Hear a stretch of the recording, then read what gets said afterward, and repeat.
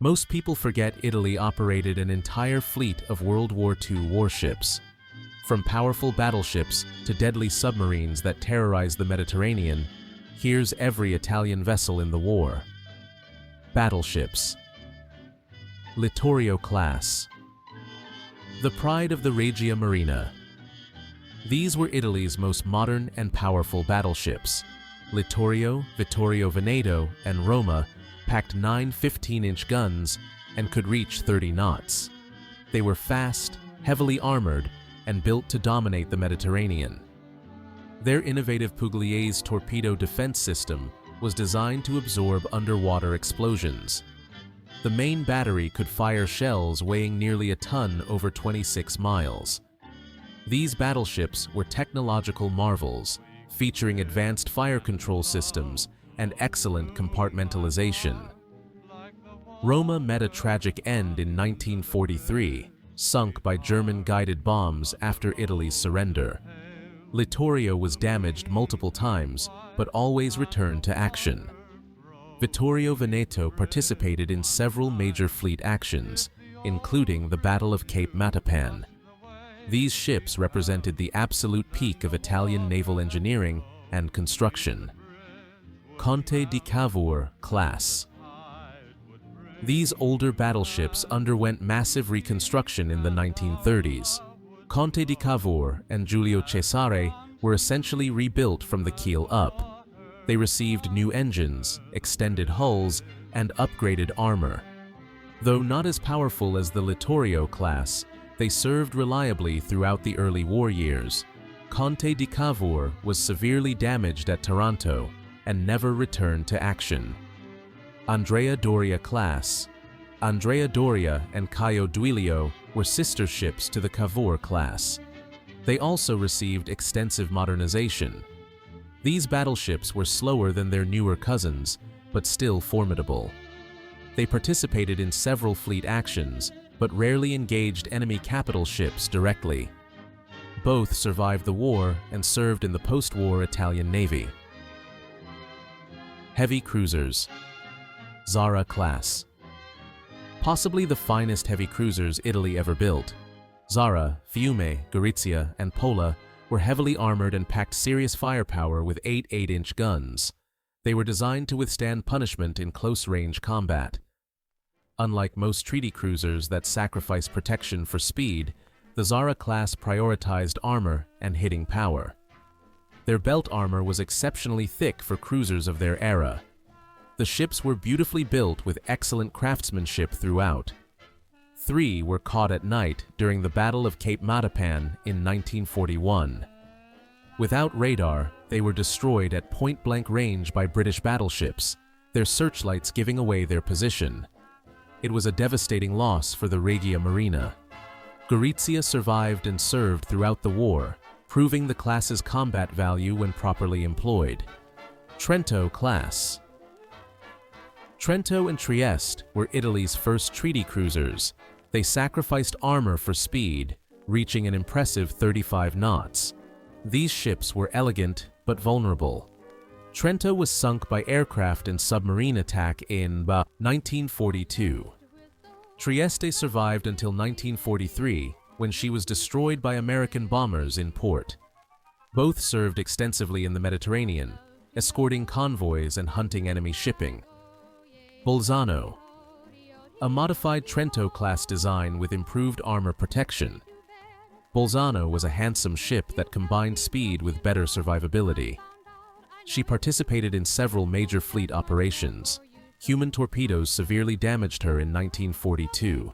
She never fully recovered and was eventually sunk by bombers while under repair. Light cruisers. Condottieri class. These were a series of 5 subclasses, each slightly improved over the last. Designed to counter French superdestroyers, they were fast, lightly armed, and flexible. Ships like Giovanni delle Bande Nere, Alberto di Giussano, and Luigi Cadorna represented different evolutionary stages. Many were lost to submarines, air attacks, and surface action. They were workhorses of the Italian fleet, escorting convoys and raiding enemy supply lines. Duca degli Abruzzi class, the final and finest evolution of the condottieri design. Duca degli Abruzzi and Giuseppe Garibaldi were well-balanced ships with good armor, speed, and firepower. They mounted 10 6-inch guns and could reach 34 knots. Both survived the war and continued serving into the 1960s. They represented Italian cruiser design at its absolute best. Capitani Romani class.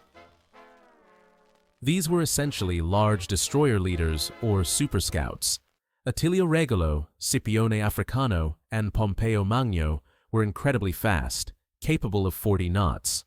They were lightly built with minimal armor, but packed a respectable punch. Only 3 were completed before the armistice. They served briefly, but showed enormous potential for high-speed operations. Destroyers. Quick reminder to hit that like and subscribe button. Enjoy the video. Navigatori class, named after famous Italian explorers. These large destroyers like Nicoloso d'Areco and Antonio Donoli were powerful ships with 6 4.7-inch guns. They were built in the late 1920s and early 1930s. By 1940, many were showing their age. Several were lost in fierce Mediterranean battles, particularly during convoy operations to North Africa. Soldati class, the backbone of Italy's destroyer fleet. Ships like Artigliera, Commissionera, and Aviere were modern, capable vessels. They mounted 4 or 5 4.7-inch guns and carried torpedoes. These destroyers saw constant action throughout the war. Many were lost to aircraft, submarines, and surface combat. They were reliable and performed escort, anti-submarine, and offensive duties with distinction.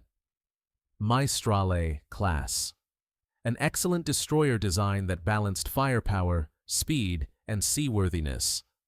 Maestrale, Grecale, Libeccio, and Sirocco were all named after Mediterranean winds. They were highly maneuverable and well-liked by their crews. Several were lost in the brutal fighting around Malta and in convoy battles. Those that survived proved their worth repeatedly. Oriani class, a refined version of the Maestrale class with improved fire control and slightly better performance. Ships like Vincenzo Gioberti and Vittorio Alfieri were modern, effective destroyers. They participated in most major fleet actions. Many were lost during the desperate attempts to supply Axis forces in North Africa.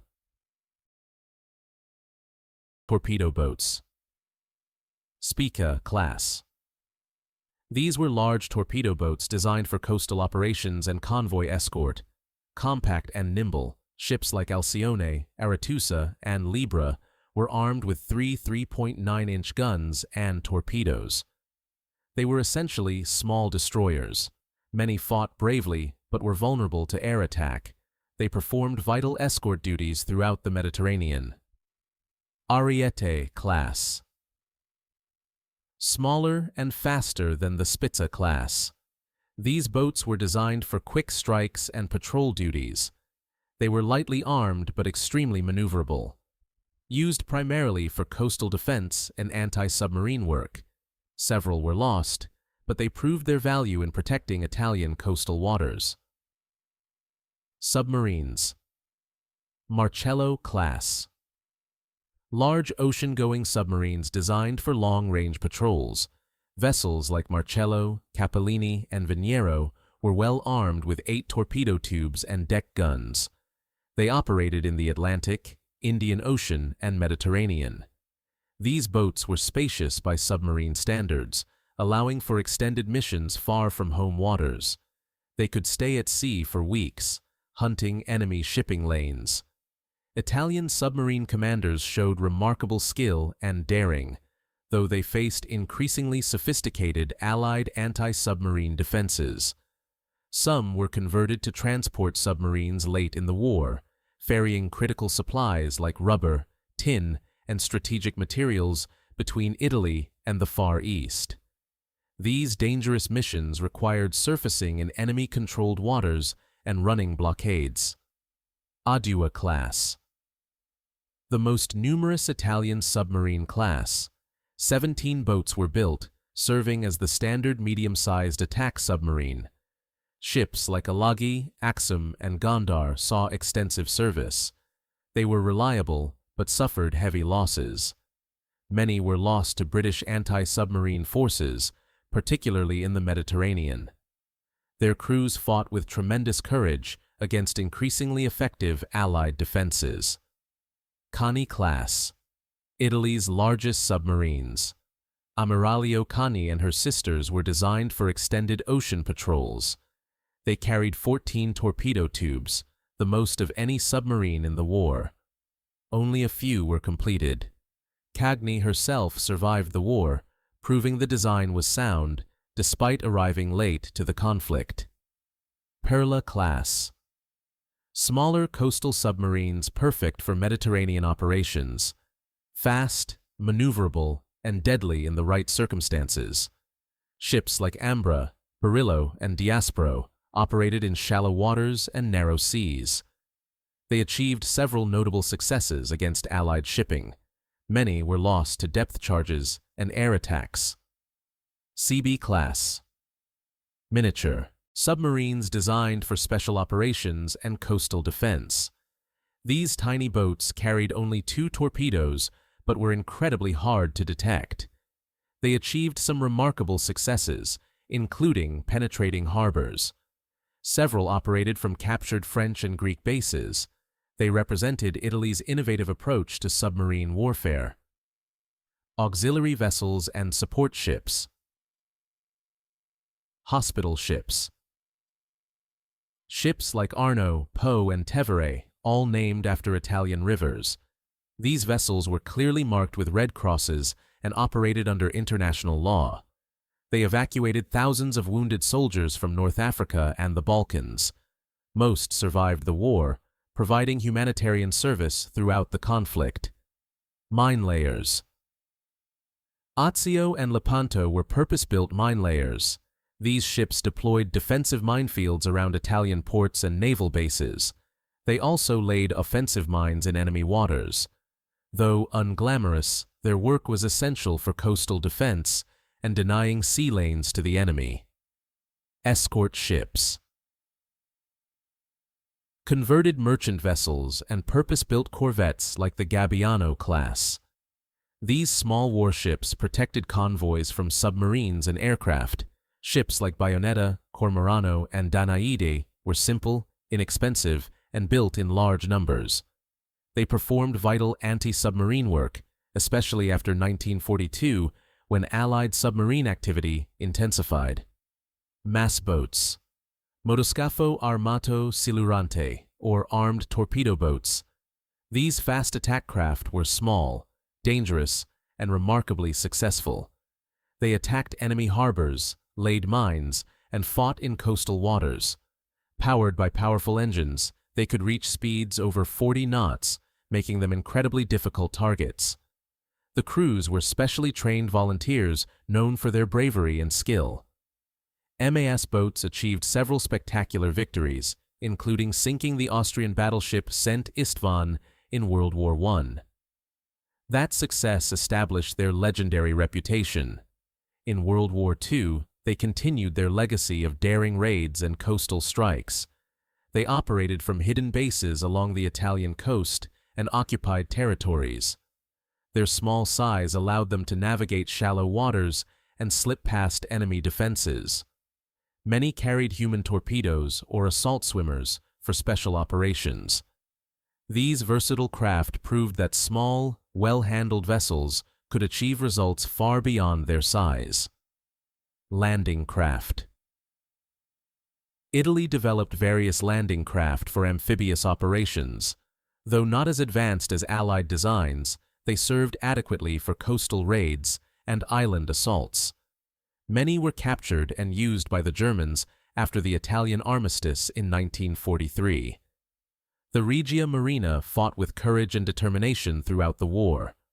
Hampered by fuel shortages, lack of radar, and limited air cover, Italian sailors faced overwhelming odds. Yet they achieved notable successes and fought with honor until the bitter end. These ships and their crews deserve recognition for their service in one of history's most challenging naval campaigns.